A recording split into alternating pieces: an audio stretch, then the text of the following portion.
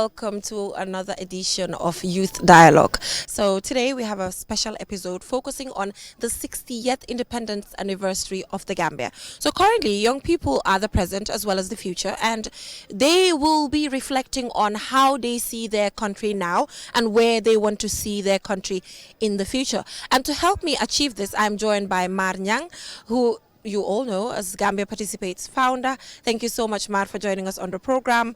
I am glad that whenever I need you, you get to be available to ensure that we have the right discussions for sustainable development. Fatima Jaju as well. She's a women's rights activist and award-winning for that matter. Thank you so much, Fatima, for joining us on the program, as well as Mohammed Haidara, who's an environmentalist. So today my panel is quite diverse because we want to bring in different opinions on the table to ensure that Gambia develops sustainably. So to start with, Mar, Gambia celebrates its 60th anniversary. How do you feel? That's a very good question. How do I feel about the 60th anniversary of the Gambian independence? I think we've come a long way. We as a country experience democracy, post-colonialism, right? The first republic in 1970, all the way to 1994. Then we switched to another authoritarian system of governance, caged for 2 decades, and now we are back to a democracy. So there are a lot of things that we need to learn. When you're celebrating independence, what are you celebrating? Are you celebrating being independent from your colonials, but at the same time being dependent on them, right? That's one of the things that we really need to look at. And I think for me that should be the focus. And we've seen the new normal, the new wave of foreign aid system, and how countries that are fully dependent on foreign aid are going to suffocate within a short period of time if they did not come up with another mechanism to stand up on their feet. So I think as young people as well, there's something that we need to learn, right? From our great-grandfathers to our grandfathers to our parents. Now is our time. Now is our time to take up our responsibilities. Now is the time for us to stop being a spectator in the field of governance, because that's what we've been doing, right? We've been a spectator, leaving politicians to make decisions on behalf of us. Now is the time for you to be part of the game. Now is the time for you to make your voices count and then also influence decisions. We've always been the end user of policies, and that's why we are so reactive of public policies in our country, because we shade when the decisions are being made and then we start complaining. Then it's already late. So how do we stop being a spectator? That's one of the things. But then also, as a government, everyone have decided that we want democracy. They've settled for democracy. We got democracy, right? And no one that's undeniable. Yeah. We got a democracy. Whether it's a perfect democracy, it is not. But the fact that elections are democratically conducted, individuals are elected through the polls, there are checks and balances. Are they effective? Is questionable. Economic independence is questionable, and so many other things. Yeah. But we'll come to that bit yeah. by bit. We will get to that bit by bit. Mohammed, 60th independence anniversary, a young Gambian. How do you feel about that? Thank you very much, Jay, and greetings to everyone watching this show. Just to go through, Jay, because the Gambia, going back, let's say from 1965, there is so many things that have happened in terms of environmental degradation. So looking at it at that perspective, I would say from 1965 to 1980s, during that era in the First Republic, much of the focus was on economy, especially on agriculture and tourism sector, whilst the environmental, impact was neglected during those era. But in the 80s, coming to 90s, that was the time that the country set up its first environmental policy, in terms of which is the NEMA, the National Environment Management, Act that was launched in 1987. That act really set the way forward for this country in terms of looking at pollution, looking at deforestation, and also looking at biodiversity loss. And then the country came along by also strengthening its Department of Parks and Wildlife during those era. And then so I'm just going to highlight most of the most important areas that where we are and where we have started. So and then moving on, and then the Parks and Wildlife was strengthened in the sense that they can able to protect and expand on our wetlands that like Tambi, and Baobab Bolong, and then New National Parks. And then moving on to, and then we have also seen significant effort that has happened also in the early 2000 as well. Like in 2003, where Gambia also ratified the Kyoto Protocol, which is one of the foundation that have led the issue of climate impact being recognized. Right. And then also then in 2007, we can say that the second president like Jammeh also launched the issue of the ban on anti-littering, so which are also very important. And then we have also seen that in 2015 Gambia also signed the Paris Agreement. Okay. We have also set another so we're gonna get foundation back for to us. that, Mohammed. You're telling me a lot of laws. I'm not sure if these policy, are laws. No Policies yes. and laws. I'm not sure that if these all are implemented, but we're gonna get to that. The implementation aspect, which as an environmentalist, we'll be back shortly on no that. problem. So Fatima, a women's rights activist, Gambia 60th anniversary on the 18th of February. What are some of your reflections? Thank you very much, Yenaba. First, I will say I have mixed feelings as someone who lived to witness Jammeh's era and also Barrow's era. As a young person, a young woman who's working in the field of women and girls. So I feel like we've gone kind of far, but not very far. And we have a lot of loopholes to fill as a country, because there are so many things that are not properly done in our country. Although some are properly done as well. Will you agree with me on that? Well, maybe when we get deep into the conversation, Okay. we'll get to talk about that. But I think when we look at all aspects, for example, socially, in terms of social protection, in terms of women empowerment, in terms of, politically also, economically, but mostly on the inequalities that are happening. When we look at so many sides of how women are empowered and also how their rights are being considered, we talk about policies. We might have policies, but they're not policies that are being implemented. And also when we talk about policies, there are just few policies that are being considered in this country.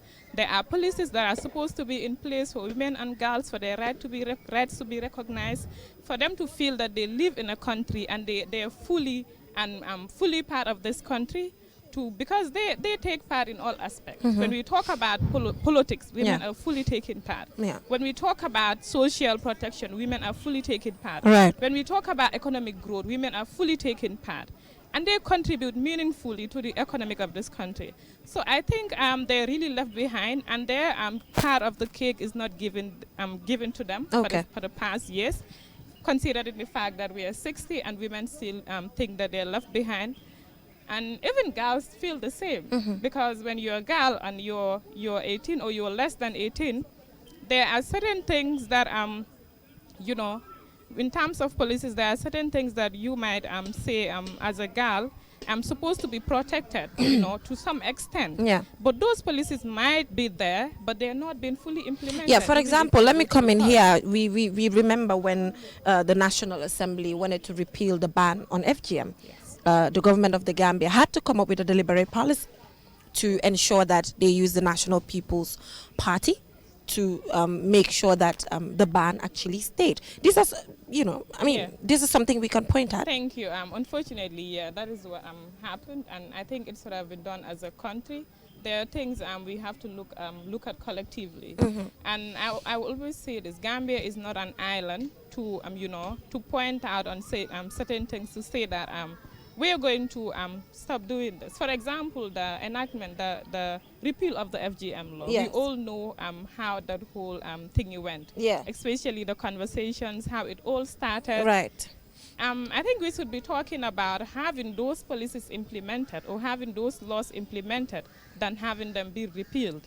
And even though the law is in place, Yeah. and people are fully aware that the law is in place, but it is not been implemented. And even if you talk to police officers, they will tell you they don't have any thing to do with this law. It is not their business. It is not their problem, unfortunately.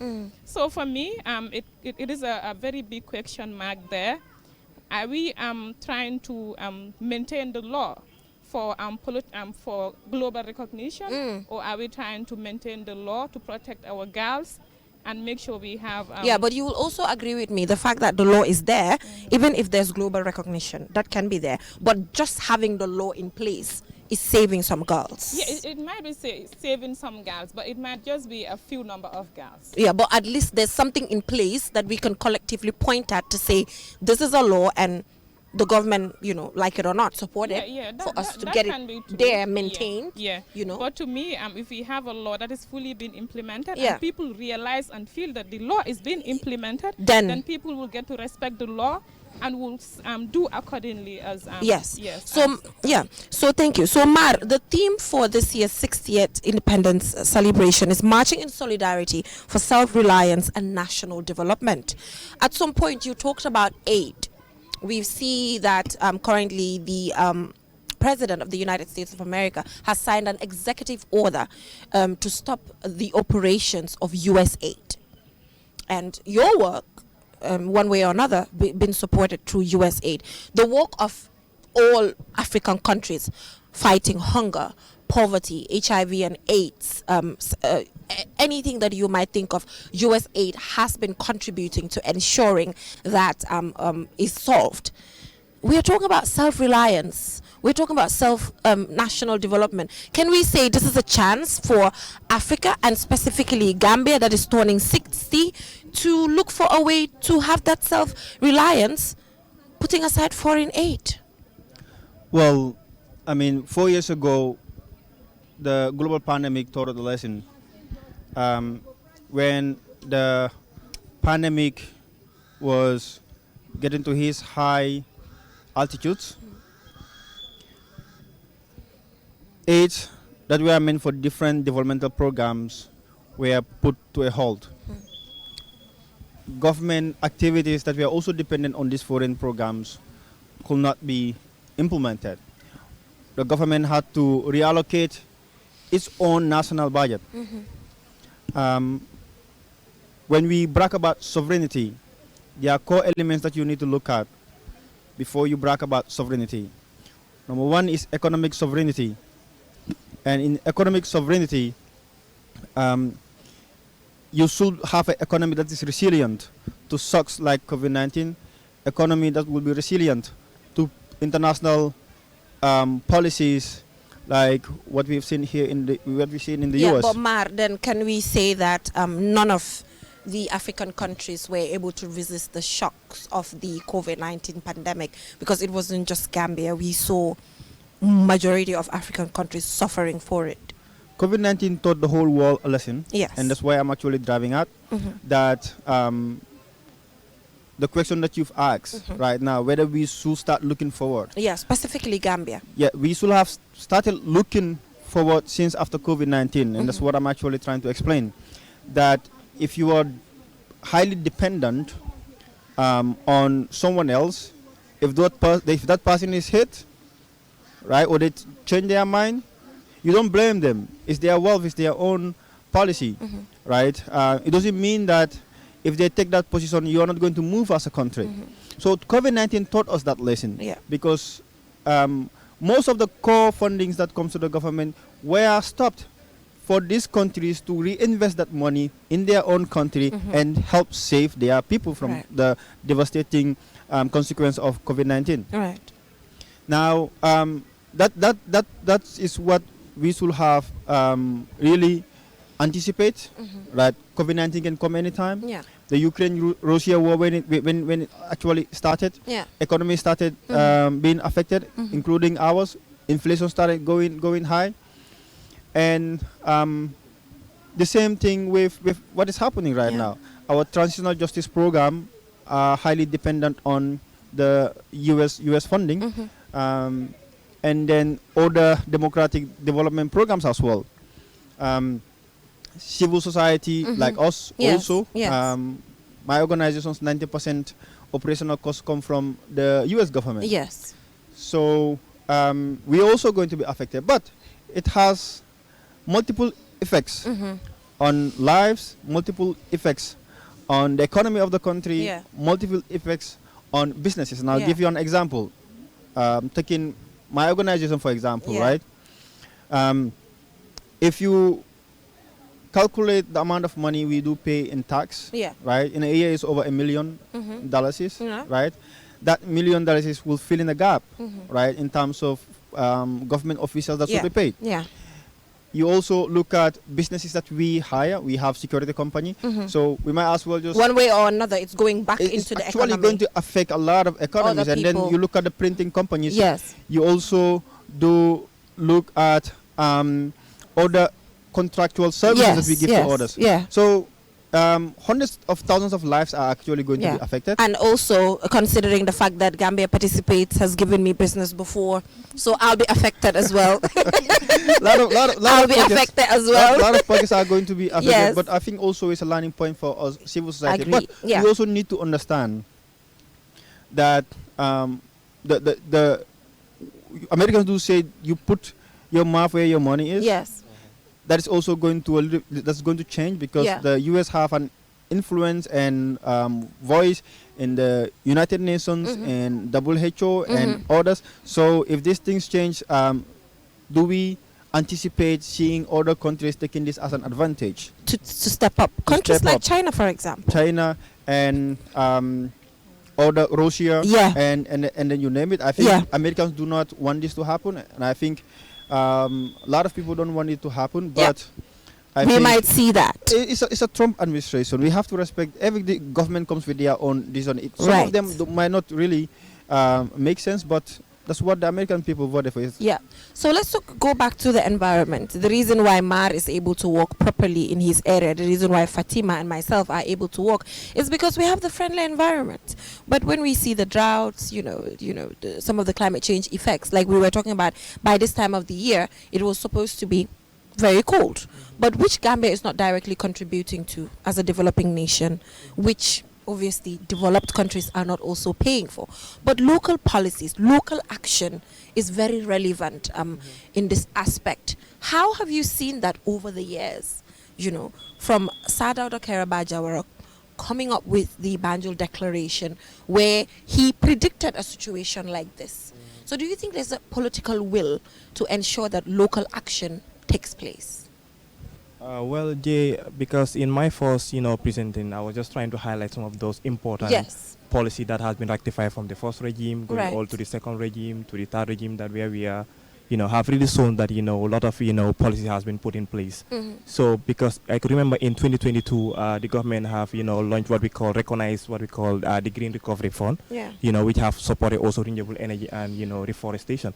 But if you look at, era around 2010, up to date, we have seen a lot of, community and youth-led organization into climate action. Complementing government efforts. So definitely, this have really shows you that, youths are now tapping into the environmental, sector in the sense that, trying to restore our wetlands because, within the Combo area, we have seen that, urbanization have really encroached into all this protected area. So because of this policy document, but what we have realized is that, enforcing this policy has been a challenge for government, have been a challenge for CSO, even for private sector, because the policies are there, but to enforcing it is always a challenge. So this has always been a call for concern, and even up to now, we are not able to figure out what have we gone wrong.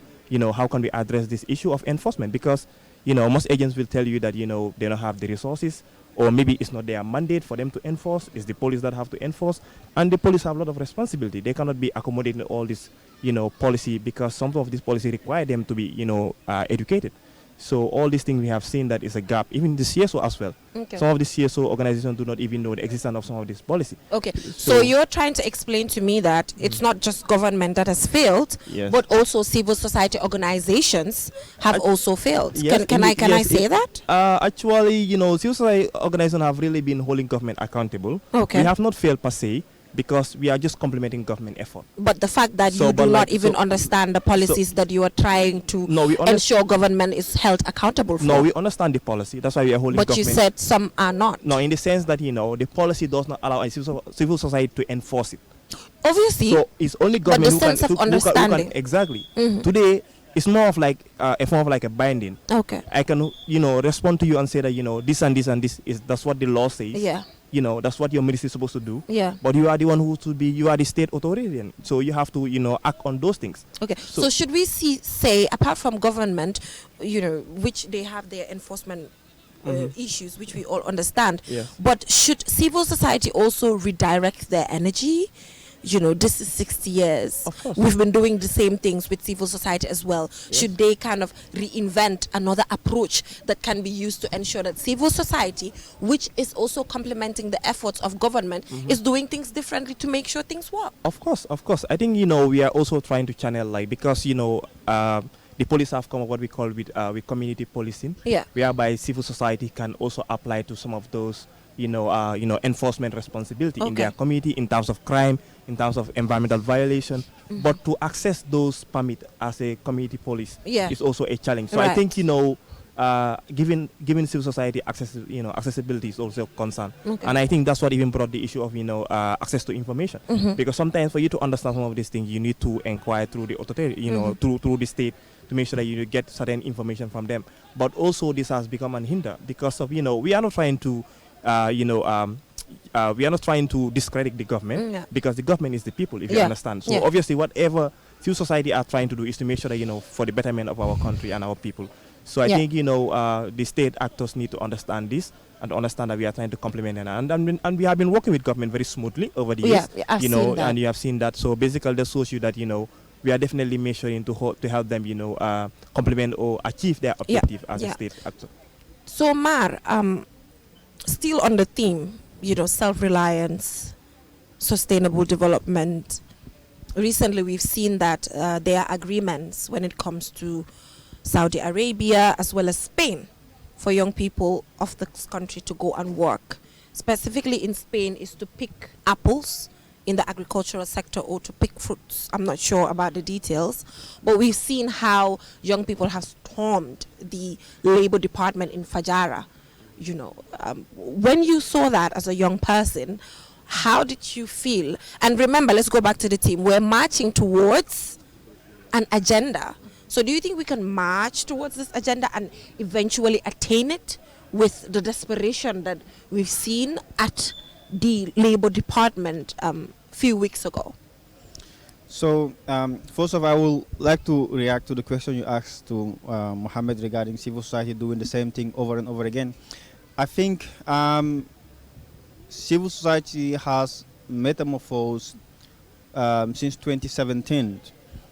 And I think it's important that we also understand that 1994 to January 2017, the environment was not conducive for civil society and media to do what they have to do, Okay. right? For their own personal security.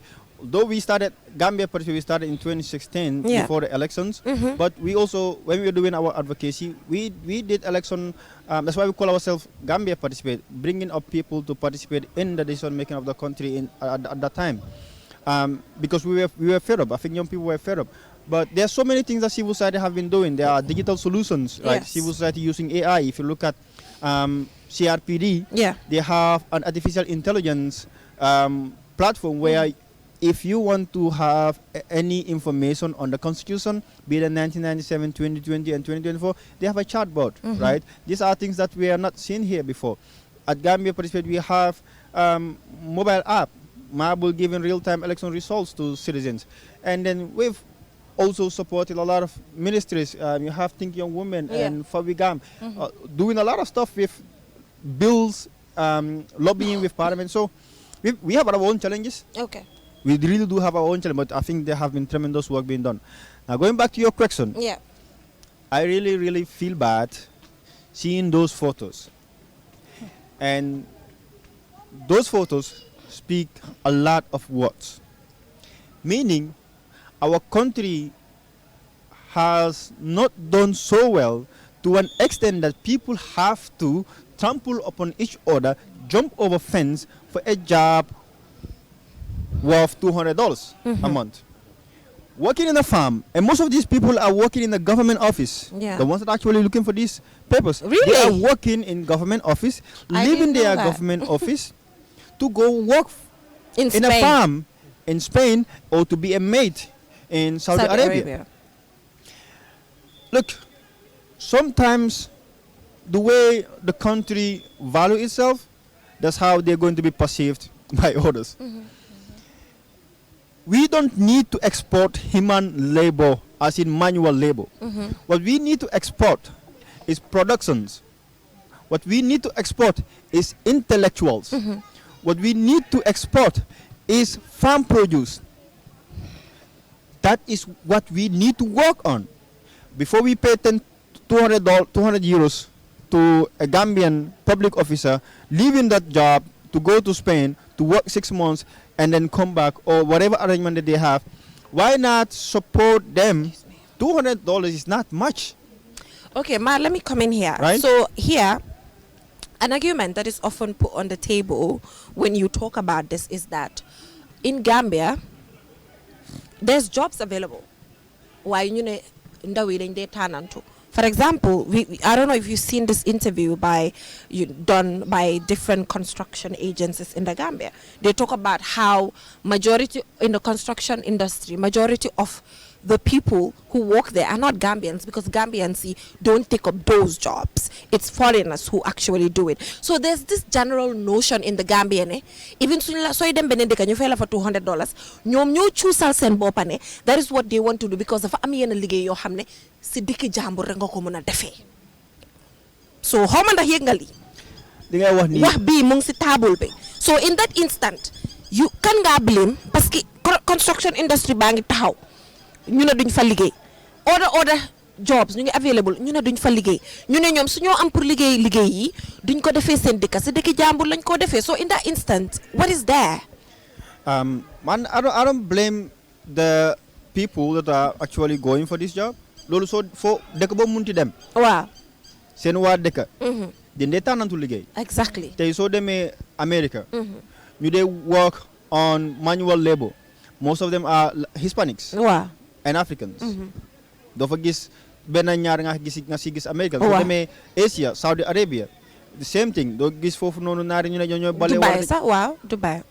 hardly da nga Waaw. gis East Africans yi ñoo dee def liggéey yoo noonu. Waaw. Yaa ngi understand. So loolu dëkk boo munti dem di nga fa fekk a group of citizens ñi nga xamante ne noonu la gaay mel. Waaw. So people have So their own léegi who choice. is to be blamed here then? Mooy Naka lañ ko doxalee foofu laay konte? ñëwee What's the nii. way forward? Foofu laa ñëwee nii balaa Waaw. may jël suma doomi réew yóbbu ko Saudi Arabia te gis nañ lu fi Waaye xew Saudi forcé wuñ Arabia leen de. waaw moom la lay wax nii agreement moo ñëw. Waaw. ñoom ñoo bëgg a am human labor gaa ñëw Gambia ñeneen ñi dem Sénégal pour gaa export manual human labor. Pour mu dem.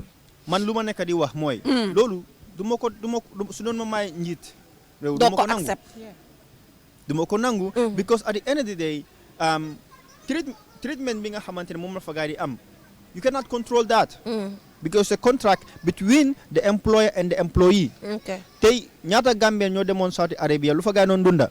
ñun Waaw waaye ñooñu demuñ under an agreement. Dëgg ma. Demuñ under But they a are government Gambians. agreement. Waaye they are Gambians. Waaw loolu am moom na. laa woon nekk di wane Gambia moo fa munti dem. ñu la gaa di traité. government da si mun dara. si sa biir nekk bu la gaa di nekk di jaay régime government la si mun. waaye xëj na bi in the instant ne diggante government to government la. ma ne government to government la waaye nekkul government boobu noonu government of Saudi Arabia. wala Waaw. government of Spain ñooy employ gaay dafa am yeneen it's like sorry to say waaye dafa mel ni kon like dañooy facilitate. Waaw. government dañoo facilitate suñu paree ñu sànni ko jox ko seen foog nga doomi réew. ko foog nga loolu. ah yow tamit. su dul noonu naka la. Because foog naa ne suñ fa demee government to government fekkeewu ma ko nag dama assume ne suñ fa demee government to government foofu government am na right léegi ku complain from there ne dama am treatment bu bona yooyu ñu lii nii Jay doesn't work ñu like handle that. ade waxuma noonu laa ma woogee Yeah. waaye dama laa ne in a normal circumstance noonu la war a doxee It's not a normal circumstance. waaw foofu noonu du fa doxee noonu dama lay wax loolu so nit ñi na ko waaye xam gaay nga amaguñ evidence right now na noonu laa doxee oo du doxee fax si noonu leen la nekk di wax dama nga xool sénégalais yi ak Gambie ñi nga xamante ñu ngi work in the farms. waaw ñooñu dañ demal seen boppa independently there's no difference. ok There's no It's difference, basically, yeah. right? ñu ngi liggéeyal ay farm companies, right? ñu ngi liggéeyal nit ñi. So nekkul ne government ngay liggéeyal nekkul government of Spain ngay liggéeyal nekkul government of Saudi Arabia ngay liggéeyal ñu fa nekk ñoo lay employ. ok So askan bi nag man bile moo ñu fa nekk dem parce que dëkk bi moo leen xatal. waaw waaye how about liggéey yu already exist yi ma laa wax nii maar mooy lan construction industry bi amul Gambian am na ay Gambie da nga waaw waaye dafa dam nii- laa won ne constructors yi ñi moom compagnie yi ñoo génn ne ubbi nañ ay vacancies Gambian si ñu ne duñ ko def because koo si laaj daf laa de man waxtaan naa ak ndaw yu bari Gambia ñu ne ma dafa am liggéey yoo xam ne jeena ba du ma ko def Gambia si dëkk jàmbur laa koo dem defee ji Yeah, because bu of- boobaa kooku loolu individual choice am la bi la war a xoolaat Jay because yow doo soo nekkee sa dëkka waaw yow at least soo xoolee construction area bi lu gars yi dee fay ndaw yi waaw maybe let's say by day 250 so imagine yow nga war a liggéey from morning to 4 p.m. cement. yow nga am 250 waaw 250 tey lan ngay mën a spend si that dara wax dëgg exactly Léegi so sa loolu waaye dëgg tam yàlla. secondly you know 250 400 la gay dee fay. 400 ah per day non man loolu par mois ñaata la 250 am na ñu nga ne 250 leen dee fay man li par ma day. gis waaye leverage ëpp na ko de leverage ëpp na leverage 250 léegi 400 moson $500. waaw loolu par maçon month. moo dee gën a am xaalis let's do the math maçon moo dee gën a am xaalis waaye even though sa with that 400 waaw today maar la nga mën a am with that 400 soo wàccee liggéey tey waaye times 30 is 12,000 you know no what I'm saying I'm 400 times 30, $12,000. Close to 200 no I'm euros, just talking because about daily 400 I'm just talking about earning it's something in a close day to that 50, so léegi luy 50, problème bi so I think also ñu wax dëgg bi nag de. Jay at least some popularisation bi dafa war a am tam ñaata construction noo dee popularize seen vacancy bi pour nit yi xam ne gis opportunities available ah ñu ne dañ ko dee kon popularize naka fan leen ko dee popularize gis nga affaire bi si sax dëkk bi. affaire bi soo gisee So- nit ñi di dem Waaw. ba ma daaneel fii nii soo gisee ndaw yi di dem waaw ñoom xooluñu ñu ngi liggéey si femme de ñoom ñu ngi xool Europe as in Europe waaw boobu nag mental problème la boobu nag si boppam la nekk boobu du si Waaye man, waa léegi fu mu I nekk don't also blame dañoo that. dem break suñ ñëwee Fatima yow nga joxe sa opinion on that we'll be right back QCell, the fastest growing network in the Gambia, now presents to you the eSIM. QCell's eSIM allows you to electronically scan a code and join the world of digital SIM cards. Customers with physical SIMs can easily switch to the eSIM as well. So rush now and get connected with an eSIM and start using the latest mobile technology with your trusted GSM operator. For more information, call our customer care on 111. QCell, Sinubus. We innovate, others follow. Terms and conditions apply.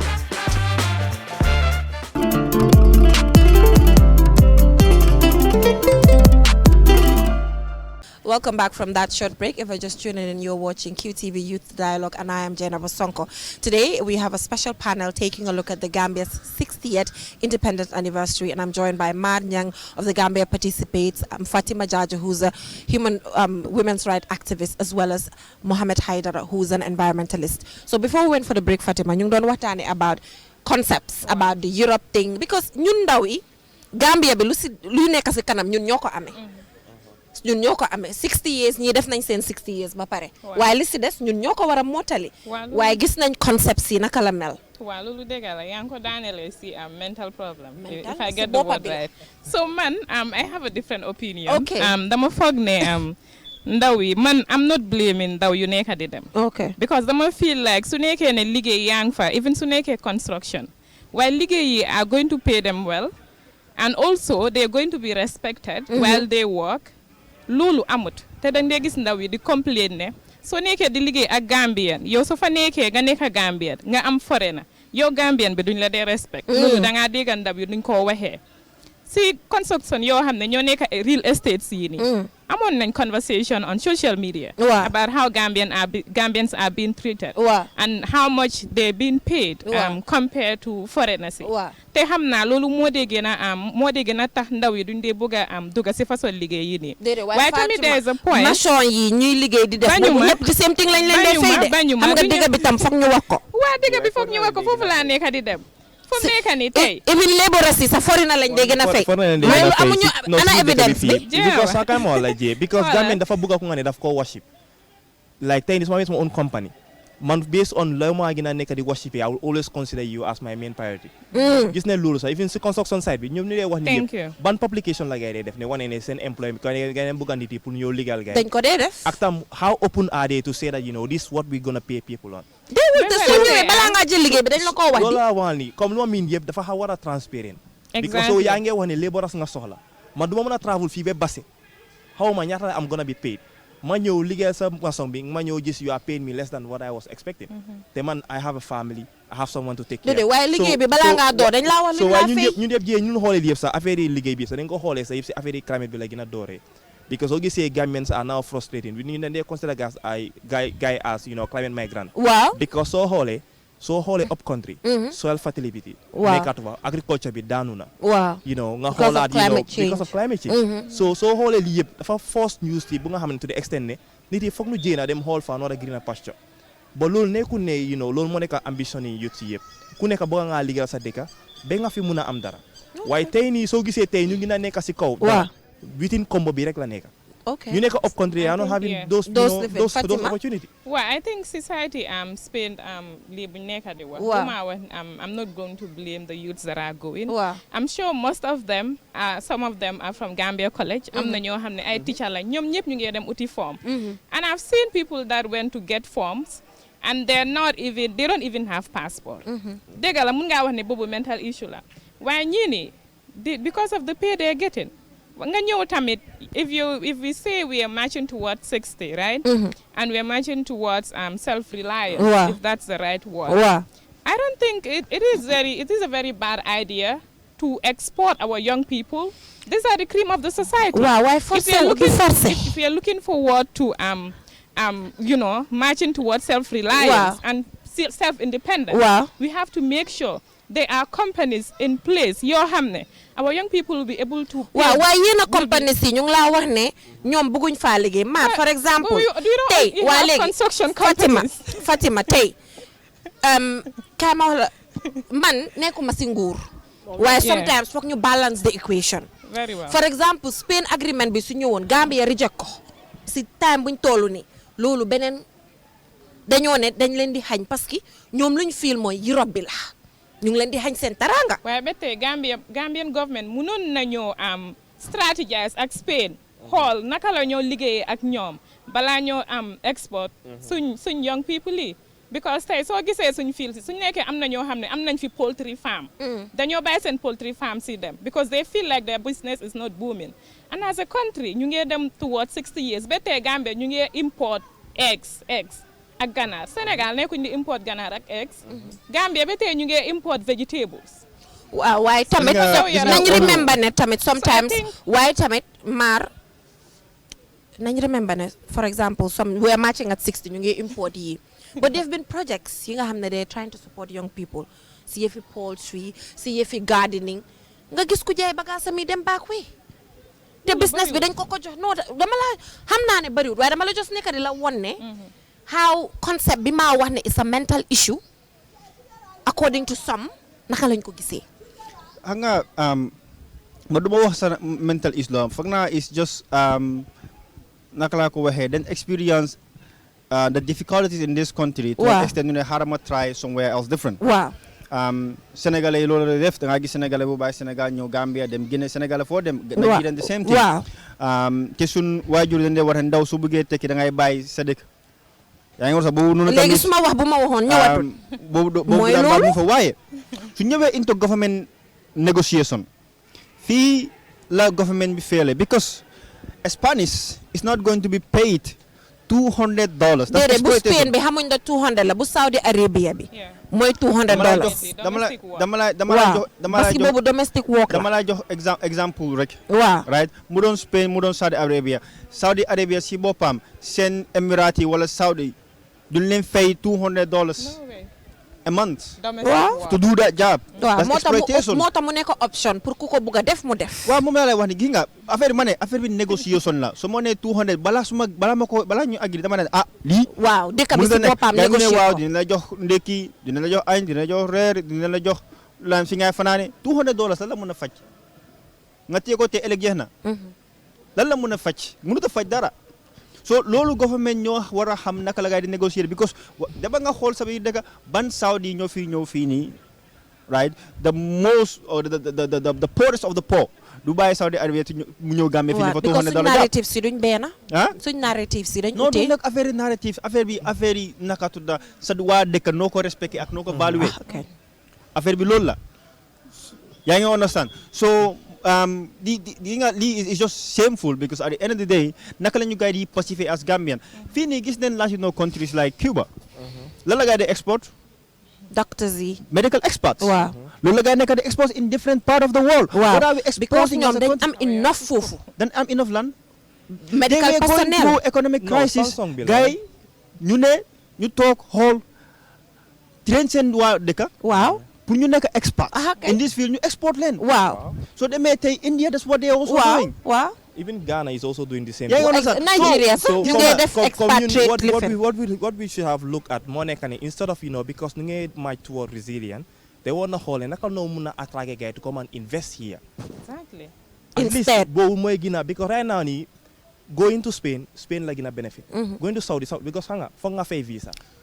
Fonga pay document. For example, bude ñom seen investment bi dañ ko bëgg in agriculture. So lola wali. Ñom because ñu dañu dem pick apples and stuff. Agricultural land nako gay indi fi. Waaw waaye naka agricultural land yooyu nako gay indi fi mo gën am advantage because ngay ne one yaa ngi lease gay land bi, two nga jox gay employment, you understand? Three maybe electricity bi ngay attract na wek ta mëna am dara ci lolu. You know, non ngay attract investor in this country. But right now ngay yo export su ne ko $100 a month.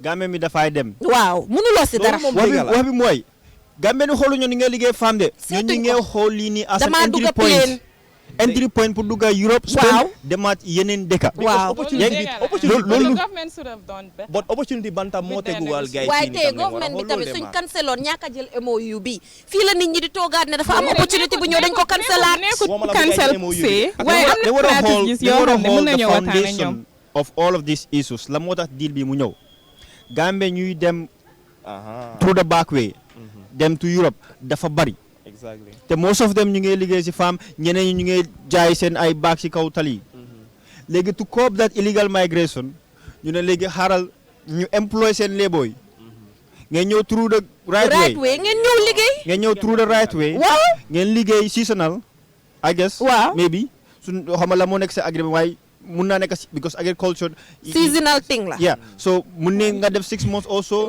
nga delluwaat mun naa am tamit looloo tax gaay dugga si man gis nga loolu lu ma nekk di wax mooy right ba Spain dina dem let's say for example Egypt mu ne gaay ne dama bëgg a hire seen nit ñi waaw because loolu du am because foofu they have social protection systems in place la moo tax warloo ko am si dëgg dafa war a am waaw exactly waaw waaye so like at the end of the day waaye dafa war a am how about if you run out of youthfulness in this country to an extent so nare soxla a labor for the young people to do that job for the government and the other people du mun soo ko amutee where you gonna go kan ban dëkk Gambia mooy fan la Gambia di oote ne dañ bëgg a soxla for example Gambia dem tey Nigeria ñu ne dañ soxla seen nit ñi pour gars yi ñëw fii dama leen fay $100 because am nañ the able-bodied people gis nga dëkk ndaw si loxo ndaw la nekk économie si loxo ndaw la nekk so yaa ngi export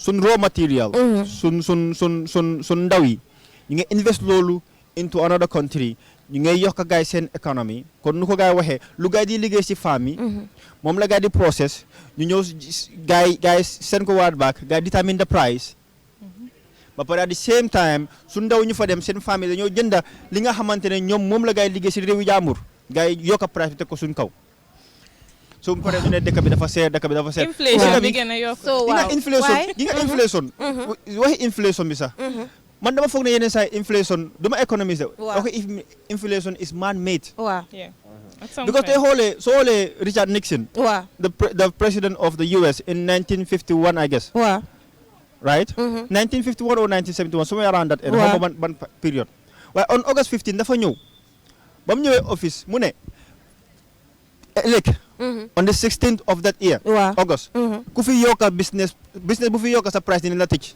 waaw waaye xam nga Gambia the next day all the prices went down Gambia is a free market economy tamit lan free market la di waaw moo tax ma laa wax ni moom ba mu ñëwee free market fu nekk la dafa ne business yi ku fi yokk sa price ëllëg ñu tëj la. waaw Yaya Jammeh mu ngi fi doon def loolu bu mu fi nekkee. waaw exactly te ku fi yokkal lii ñu tëj la ku fi lii te and we felt like loolu was a violation. But violation? What is more? Na bàyyi market bi. What is more mu worse than a determine violation? prices. What is more worse than a violation? Nga am bagage bi nga jëndee, for example, $20 somewhere else, nga ñëw jaayee ko fi $120.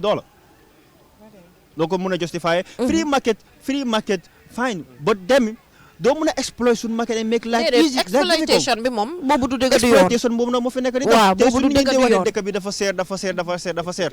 Loolu bokk na si. ak tam market bi tam gars yi dañ ko monopolize to the extent that da ngaa gis ne only one person will be bringing such kind of product. waaw loolu tamit can be a challenge. like naka la ko bëgg moo nekk ni I was going through the budget ma gis ne gars yi ni ngay wax ne den wave for ma ñaata billion dollars ma mun ma on understand subsidy. so mun ma understand what kind of wave happen Every day. so ñu ngi wave all those food item and we are not seeing the impact. The impact, So loolu tam war nañ koo xoolaat ñan la Makes gars yi nekk di sense. wéefal Makes are they sense. waving for the rich people to be rich or are they waving for who we don't even understand all these things need to be looked into. So also moving on, gis nañ ne ministry government di Gambia ñëw nañ with the Ministry of Gender, Children and Social Welfare.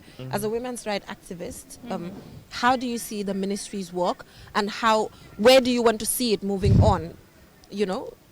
Where do you want to see it? Because it's a recent one. And Yeah. now we're heading to the future. We are 60 years and we're heading to the future. How best do you think we can utilize this ministry to make relevant changes? Thank you very much. I think the coming of the ministry is a good thing. But then also, my honest opinion is the ministry is not doing a lot. Okay. That is my honest opinion. Nekkul di def lu bari daal. Yes, nekkul di def lu bari. Parce que ministry bi yàgg na fi yàggut fi. But léegi foog naa am na ñetti at xawma wala ëpp na ko right? Yeah. 2019, I think it was created in 2019. 2019, Uh-huh. 2021, It's like 2022, 2023, 2024, 2025. Wow. 5-6 years. So the ministry has been here for quite a time. And I think there's so much to be done Okay. in terms of policies, in terms of When protecting you say women. so much to be done, come lan leadership problem moo fa nekk wala structure, what's the issue? I think the issue, there is a leadership problem. I think the issue, the structure is also a problem. Okay. Because it is not only a ministry for women. It used to be when it was newly founded, it was Ministry of Gender. But now it is, Ministry of Women. Now it is the Ministry of Gender, Children and Social Welfare. Man ak yow nag foofu lañ dut agréé Fatima. Because man at first, wow, 8 minutes moo ñu dese. Bim njëkk a ñëwee ñu ne ko Ministry of Women. Xam nga boobu xam nga ne am na young boys est-ce que xam nga ne boys si xale yu ñoo réeb si kër yi dañ bari. Wow, but then you have children, Ministry of Women, Children and Social Welfare. Wow. And then waaye there am was na mag tamit yu góor yi nga xam ne ñu ngi succumb to abuse. Yeah, te but ay now- góor lañ now- waaye ñu ngi leen di abuse. I don't want to wear my feminist You lens can, right you now, are allowed but to. but then if it was left to me, Dañ ko it would bàyyi have women. been women, you No, know. gender bi daal is inclusive. Okay, which is fine since we are not left with a lot of time. Wow. I think luma buga what na si yefi leadership bi ak structure bi ba Wow. pare.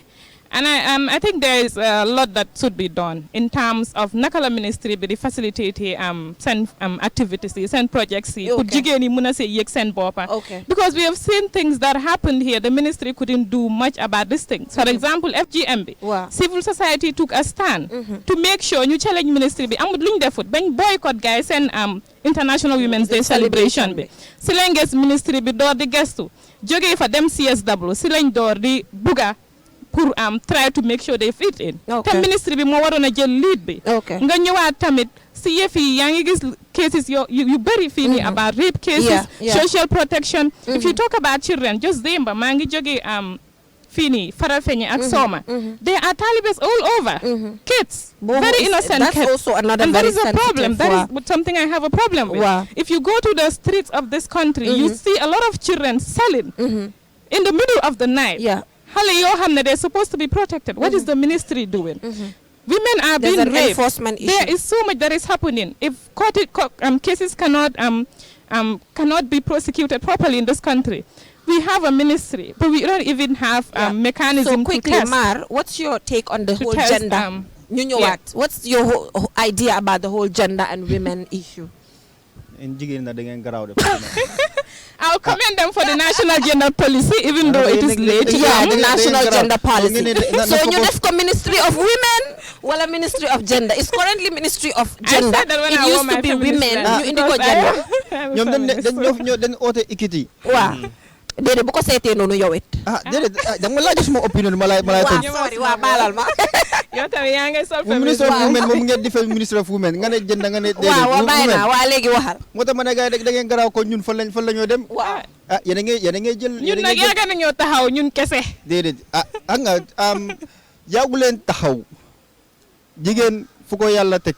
tegu fa góor. yàlla. waaw. waaye ndax góor. waaye teg na fu jigéen fu yàlla teg jigéen. ak Gambia. mbaa tey xoolal jigéen yi cabinet bi naka la jigéen yi mel. tamit teg leen góor yi fu leen te bu ko seetee noonu. jigéen yi more vulnerable ñoom ñoo soxla ñu teg leen place. góor yi fu ñu leen war a teg. aha kañ. jéy soo teelee ew suba teel Gambia jigéen nga den njëkk a tasel si moto mu ngi dem mu ngi enu bem diis. waaw. ana góor yi. te moto ana góor yi léegi moto bi kan moo ko dee dawal déedéet góor yaa ngi si gaal yi. waaye jigéen ñi léegi ñoo moto bi kan moo ëpp. ko dee dawal góor yaa ngi ewu fajar. benn góor mooy ñu dawal. ngi liggéey si maçon yi. góor yaa ngi ewu 4 o'clock. ñu ngi si drive ñu ngi drive. waaw. yaa ngi understand. góor yaa ngi si poto poto yi. waaw jigéen yaa ngi si mine. poto poto yi. So, jigéen yaa ngi dugg si poto poto yi di indi waaw, nag oyster. góor nag oyster farming jigéen yaa ko Yeah. góor dee. nag moo war a yore jigéen.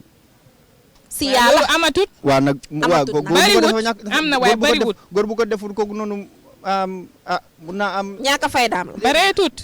ñaar la ayda jigéen mi moo ko ëppale am loolu is understandable waaye ba tey mu ngi daan doole am wala góor bi nga xamante ne campel la def muy lay Thank you. waaw fi mu nekk nii 4 minutes moo ñu dese 1 minute each maar lan ngaa tëjee lan mooy sa Gambia mu ngi march towards 60 la looy séntu.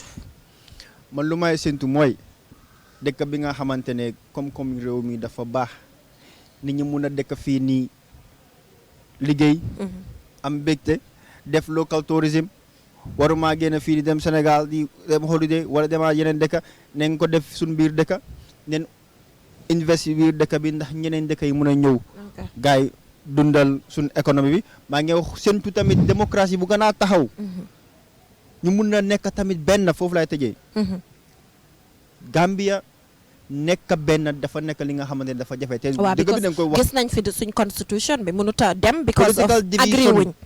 tax na mënuñoo xoolante si bët wax nit ki dëgg mu nekk government tax na nga teg seeg moom si biir dëkk nga jox ko loxo mu feye la bakken nañ nekk benn dëkk bi dafa xat torop dafa tuuti ñëpp a nañ nekk bokk. benn so man loolu la nekk di séntu foog ñu mun a nekk benn yóbbu dëkk bi kanam waaw ba pare gis nañ billboard bi nga xamante ne quickly rek aj nañ ko ñu bone fa Safari Mang Singaate 3 minutes moo ñu dese Safari Mang Singaate am fa Yaya Jammeh am fa président Barrow am fa Sir Dawda Kairaba Jawara naka nga gisee loolu pour nga tëjee ko ndax foog nga ne Yaya Jammeh mun nañ ko war a mun a erase comme celebration bu mel ni as a young person boo gisee billboard boobu da nga si agree wala naka nga ko gisee.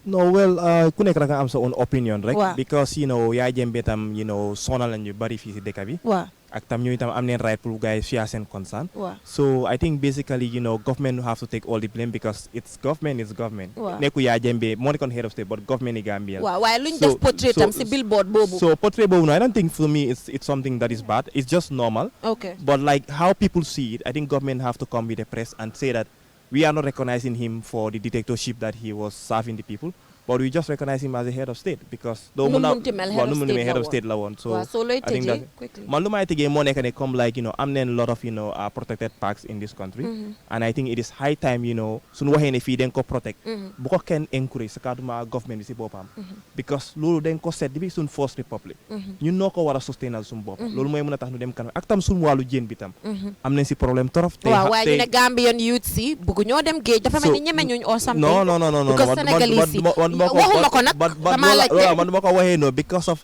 min si pour nit yi mun a focus si géej bi sax moo amut comme mooy lan gaal yooyu. nekkul affaire yi gaal rek indi tam suñu xoolee suñu education curriculum bi waaw du la dee attract in rivers attract in ocean waaw waaye conservation, sénégalais attract yooyu in ñeneen ñi mangrove. ñëw ñooñu demuñ classe jàng ko. non métier la rek. non métier bi mum fa but pour nga mun a gën a focus on the blue economy da nga Okay. war a gën a jàng That nga mun a deeper understand aspect. but ñun Gambia ñun lu am in terms of wetland conservation Sénégal amul loolu ñun xoolal suñu dëkk bi dafa divide into two by the river Waaw. so xale bu juddu tey war na moo gën a xam affaire yi géej waaye tey Gambien yi diw la gën a xam daan géej lan la gën a xam diw oil diwi lan oil comme like you know oil essence la gën a xam so waaye gay na bi oil or something loolu la gay gën a xam waaw dan so the river dan river so Yeah. loolu yëpp you know waree na ne there is a gap Fatima looy tëjee lu ma tëjee mooy dinaa bëgg a wax ne ndaw yi war nañoo nekk benn war nañoo tamit fonka seen réew waaw liggéeyal because ñu seen ne réew CSO yéen sax ndaw yi sometimes nekku leen benn ñu ne si lu ma dégg liggéey moo mel noonu fu liggéey nekk rek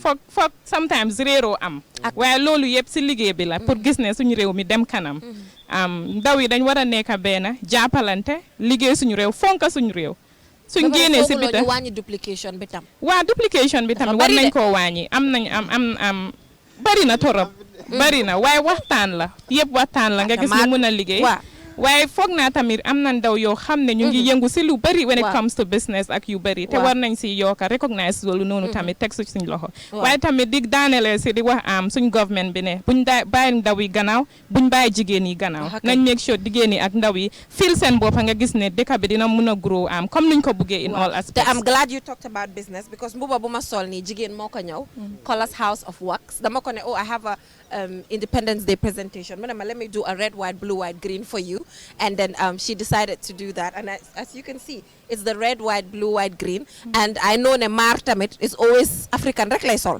and I'm sure it's with young Gambian entrepreneurs right that you buy from ba waaw yee maar si ñan nga dee jëndee Gambian entrepreneurs yi man suma jabar moom da ñawal pare naa ci and you too this is good because ñun ñëpp ñu ngi support young Gambian entrepreneurs yi so Colours House of Wax thank you so much for this outfit the number is in front make sure to take it and then ngeen call su ko defee mu defaral leen xam nga ñun ñoo fi amul jëkkër ñun so ñun wax bi warta bari si suñ boor ñun nañ noppi rek ñun bàyyi waaw ñu am borom jabar yi nañ leen bàyyi ñu wax ñun mi amul jëkkër yàlla dinañu wërsagal yow jox ma fii yow yàlla dinañu wërsagal yow man soonaa si lu waaw yal na ko yàlla yombal so happy 60th independence anniversary to the entire country and specifically to young people 60% of the Gambian population is young people and we have a responsibility to build our country sustainably so let us make sure we do this collectively with unity as well as dignity. So till I come your way next week with another interesting program, thank you for watching.